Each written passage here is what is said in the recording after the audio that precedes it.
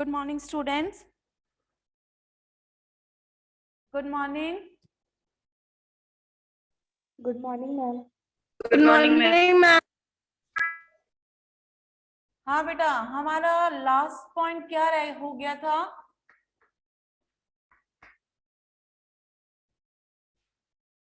Last हमने कहाँ तक समझा था?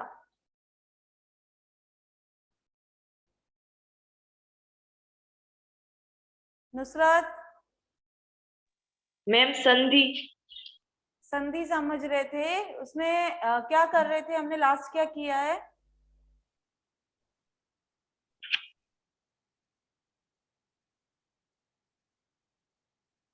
मैम व्यंजन संधि के 3-4 नियम हुए थे। 5 नियम किए थे हम लोगों ने, याद है?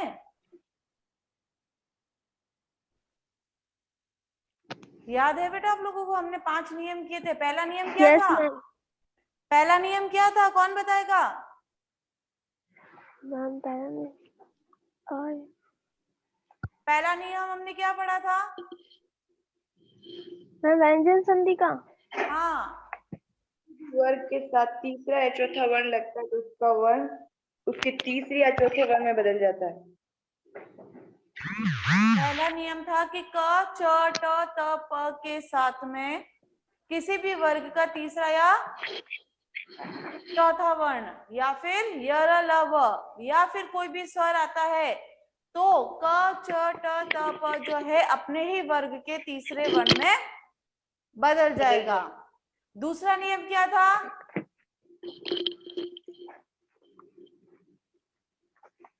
दूसरा नियम क्या था बेटा?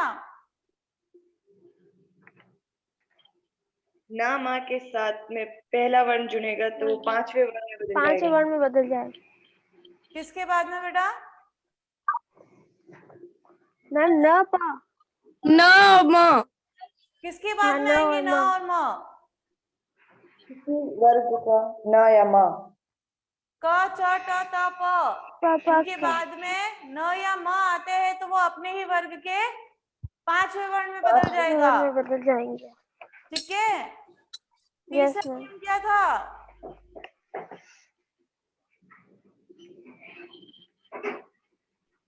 क्या था बेटा तीसरा नियम?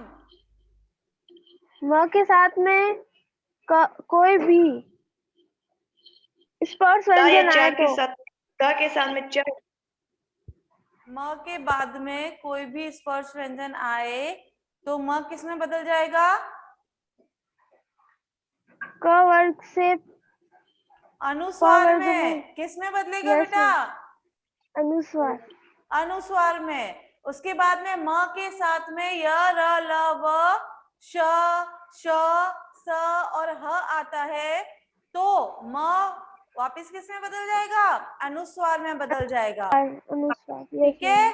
और पांचवा नियम यस क्या मैम। था कि त या द के बाद में अगर ल आता है तो त और तो द ल बदल जाएगा ल ल में। यहाँ तक समझ में आया हुआ है आप लोगों को? Yes ma'am. ओके बेटा, यस मैम। आगे करते हैं। देखिए इसका नियम हम अभी कर रहे हैं व्यंजन संधि। 5 नियम मैंने आप लोगों को करवा दिए थे। आगे का नियम देखिए। छठा नियम क्या कहता है कि त या द के बाद में ज या झ आता है। क्या आता है? ज या झ आता है। ज तो आता क है और द जो है वो किस में बदल जाएगा? ज में बदल जाएगा। किस में ज बदल में जाएगा? ज में ज बदल में जाएगा। उदाहरण देखिए, जैसे हम उदाहरण देते हैं कि सत प्लस जन तो क्या बना? देखिए बेटा, सज्जन त या द के सज्जन बाद ज या ज आता है, यानी त के बाद में ज आया है तो त जो है वो किस में बदलेगा? ज ज में। और ज के नीचे हलंत लगा हुआ है तो ज क्या है बेटा? अधूरा है। पूरा। तो क्या यस बना? मैम। सज्जन सज्जन। आया समझ में? Yes ma'am. Yes ma'am. Okay बेटा। अगला नियम क्या कह रहा है कि त या द के बाद में, नियम 7वां क्या कह रहा है कि त या द के बाद में अगर श आता है, क्या आता है, श श। आता है, तो त और द जो है, त और द जो है वो च में बदलेगा और श जो है वो छ में बदल जाएगा। में बदलेगा। ठीक है, वापिस से देखिए Yes, कि ma'am. त या द के बाद में अगर श आ रहा है तो त और द जो है वो च में बदलेगा और श जो है वो छ में बदल छ में। जाएगा। जैसे उदाहरण देते हैं हम, सत प्लस शास्त्र। ठीक है, अब देखिए बेटा, त है वो किसमें बदलेगा, च। च में च में। बदलेगा और च भी अधूरा। Yes ma'am. ठीक है, और श किसमें बदला, छ। छ में छ। बदला और श में आ की मात्रा लगी हुई तो इसमें भी आ की मात्रा लगेगी। अब जब हम इसको पूरा एक करके लिखेंगे तो च तो अधूरा आ गया, तो ये क्या बन गया, सच्छात्र। आया समझ में? Yes ma'am. अच्छी तरीके से? Yes ma'am. ओके बेटा, आगे चलते हैं। ये आपने उतार लिए हैं? Yes ma'am.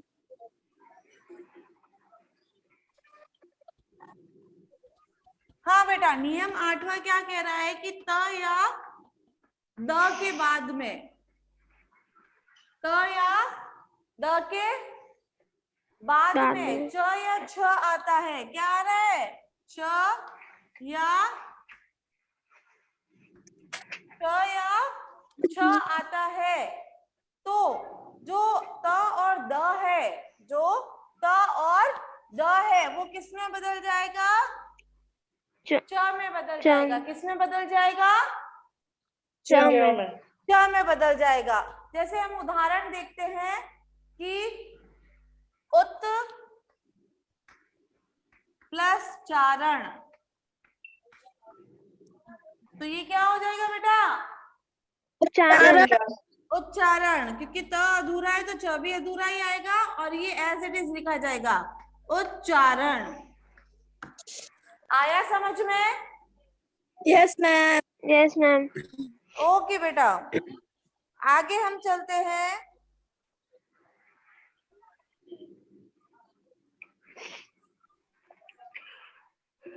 अगला नियम क्या कह रहा है कि त या द के बाद में, अगला नियम कहता है कि त या द के बाद में अगर ह आता है, त या द के बाद में अगर ह आता है तो त और द जो है वो द में बदलेगा और ह जो है वह किस में बदल जाएगा, ध में बदल जाएगा।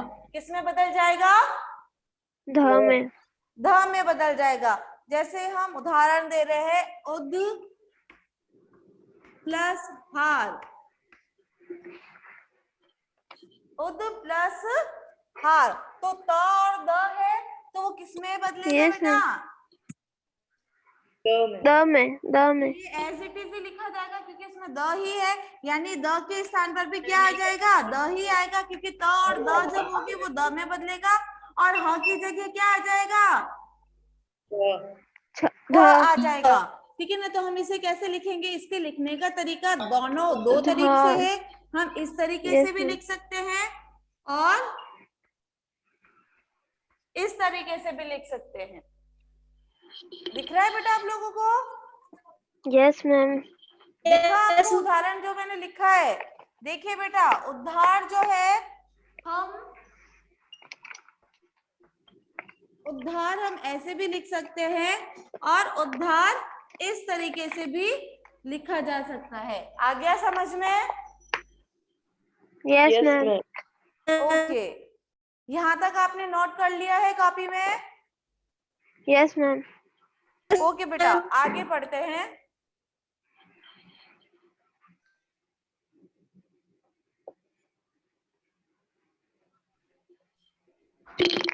दसवां नियम क्या कह रहा है, दसवां नियम कह रहा है कि जब पहले पद का अंत में स्वर हो और आगे के पद का पहला वर्ण छ हो तो छ के स्थान पर देखिए बेटा, अब इसमें क्या कह रहा है, देखिए क्या कह रहे हैं? पहले पद का अंतिम वर्ण, पहले पद का अंतिम वर्ण और दूसरे पद का पहला वर्ण। पहले पद का अंतिम वर्ण कोई भी स्वर हो सकता है, पहले पद का अंतिम वर्ण कोई भी स्वर हो सकता है, और दूसरे पद का पहला वर्ण जो है वो क्या होगा? छ। क्या होगा बेटा? छ। छ होगा। तो जो छ से पहले है वह च लग जाएगा। क्या लग जाएगा? च। वापिस से सुनिए, पहले पद का अंतिम वर्ण और दूसरे पद का पहला वर्ण। पहले पद का अंतिम वर्ण कोई भी स्वर हो सकता है और दूसरे पद का पहला वर्ण को छ होगा, तो छ से पहले जो है वो च लग जाएगा। ठीक है ना? या फिर हम ऐसे बोले कि ये छ के स्थान पे ये मतलब ये शब्द आ जाएगा, ये वर्ण आ जाएगा। आया समझ में? Yes ma'am. ठीक है, तो अब हम उदाहरण देखते हैं कि अनु प्लस छेद। तो देखिए बेटा, स्वर आया है। Yes ma'am. ठीक है, और यहाँ छ आया है, तो छ से पहले सीधा अच्छा सा उदाहरण क्या है कि अच्छा तरीका क्या है कि हमें ये ध्यान में रखना है कि छ से पहले हमें च लगाना है। च के नीचे हलंत है, इसका मतलब च अधूरा आएगा, तो हम इसे क्या लिखेंगे? अनुच्छेद। अनुच्छेद। क्या लिखेंगे? अनुच्छेद। आया समझ में? Yes ma'am. कोई प्रॉब्लम? No ma'am. अगला नियम करते हैं। आपने नोट डाउन कर लिया है?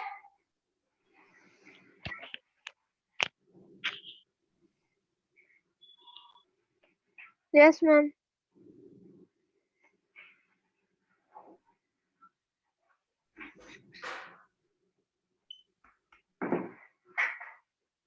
इसका 11वां सॉरी, इसका 11वां नियम क्या कह रहा है कि पहले पद का अंतिम वर्ण और दूसरे पद का पहला वर्ण, यानी पहले पद का अंतिम वर्ण अ और आ को छोड़कर, अ और आ को छोड़कर कोई भी स्वर, अ और आ को छोड़कर कोई भी स्वर आए। ठीक है, और दूसरे शब्द का पहला वर्ण जो है वो क्या हो? कोई भी स्वर। स। क्या हो बेटा? स। स। तो स के स्थान पर क्या आ जाएगा? श। श। क्या आ जाएगा? श। जैसे हम बात करते हैं उदाहरण के तौर पर कि अभी प्लस सेक, तो आप देखिए कि अ आ को छोड़कर कोई भी स्वर, यानी यहाँ पर ई आया है। ठीक है, और उसके बाद में स आया है, तो जो स है वो किस में बदल जाएगा? श में। श में बदल जाएगा। तो हम इसको कैसे लिखेंगे? अभिषेक। अभिषेक। आया समझ में? Yes ma'am. अच्छी तरीके से? Yes ma'am. Yes ma'am. कोई problem? No ma'am. Note down कर लिया आप लोगों ने? Yes ma'am.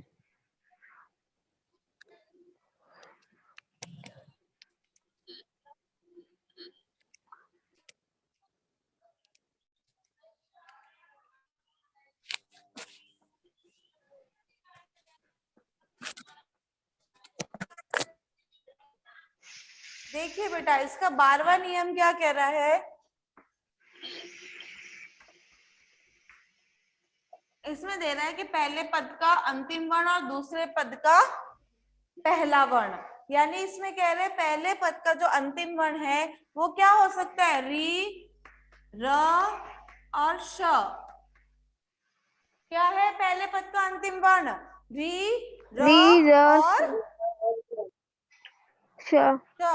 इसके बाद में क वर्ग, ये जो दूसरे पद का पहला वर्ण जो है वो क वर्ग से प वर्ग तक, क वर्ग से प वर्ग तक। ठीक है, उसके बाद में या फिर य व ह आए, या फिर क्या आ जाए, या तो फिर क वर्ग से प वर्ग तक आएगा, या फिर य व या ह आ जाए तो ठीक है। या और भी बता रही हूं, या फिर कोई भी स्वर आ जाए, या फिर कोई भी स्वर आ जाए। यहां तक समझ में आया? एक बार Yes, दोबारा ma'am. से सुनिए। पहले पद का अंतिम वर्ण री र श होगा और दूसरे पद का पहला वर्ण क वर्ग से लेकर प वर्ग तक कोई भी स्पर्श व्यंजन आए, या फिर य व ह आ जाए, या कोई भी स्वर आ जाए, और इनके बाद में या बीच में कहीं पर भी अगर न आता है, क्या आता है, न आता है, तो No. वो न जो है वो किस में बदल जाएगा, न में। किस में बदल जाएगा, No, ma'am. न में। देखिए बेटा, जरूरी नहीं है कि न हमेशा अंतिम वर्ण ही हो, न बीच में भी आ सकता है, अधूरा भी आ सकता है। तो जब भी ये सारे वर्ण आ रहे हैं और उनके साथ में अगर न है, तो न जो है वो किस में बदल जाएगा, न में बदल जाएगा। क्या बताया, वापस से देखिए कि पहले पद का अंतिम वर्ण री र श हो, या फिर और दूसरे पद का पहला वर्ण जो है या तो क वर्ग से लेकर प वर्ग तक का कोई भी व्यंजन हो सकता है, या व ह होगा, या फिर कोई भी स्वर होगा। तो जो न है वो किस में बदल जाएगा, न में बदल जाएगा। No, ma'am. जैसे हम उदाहरण देते हैं, राम प्लस अयन, राम प्लस अयन। तो Ayan. देखिए बेटा, यहाँ पर भी अ है, ये स्वर है, और यहाँ पर भी अ स्वर निकल रहा है। आपको पता है मैंने दीर्घ संधि में कराया था, अ और अ मिलकर Yes, क्या ma'am. बनता है, आ आ बनता है। आ। तो ये जब अ और अ मिले तो क्या बना बेटा, पहले तो यहाँ पर आ बना, तो ये क्या हो गया, रामा य, और ये न किस में बदल जाएगा, न No. में। न तो क्या में। बन गया, रामायण। रामायण। क्या बना बेटा, रामायण। रामायण। क्योंकि यहाँ पर दे रखा है कोई भी स्वर, यानी कोई भी स्वर आ गया, यहाँ पर भी स्वर आ गया। आया समझ में? Yes, ma'am. एक उदाहरण और बता रही हूँ मैं आपको, ये नोट डाउन कर लिया आप लोगों ने? Yes, ma'am. ठीक है, एक उदाहरण और देती हूँ।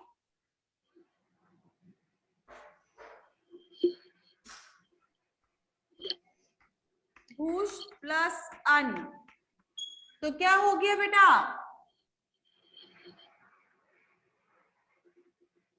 भूषण। देखिए स भूषण। अधूरा है, Yes, ma'am. क्या आया अ, तो ये अ इसमें मिल गया, तो श पूरा हो होगा। गया। Yes, ma'am. और ये जो न है वो किस में बदल गया, न में। न में। तो क्या न बन में। गया, भूषण। भूषण। आ गया बेटा समझ में? Yes, ma'am. अच्छी तरीके से। Yes ma'am. Yes, तो ma'am. हमारे जो व्यंजन संधि के नियम है यहाँ पूरे होते हैं। आगे जो विसर्ग संधि है हम नेक्स्ट क्लास में करेंगे, ठीक है बेटा? Yes, ma'am. तो नेक्स्ट Yes, क्लास जो ma'am. होगी आपकी, उसके लिए आप तैयार रहिएगा, ठीक है?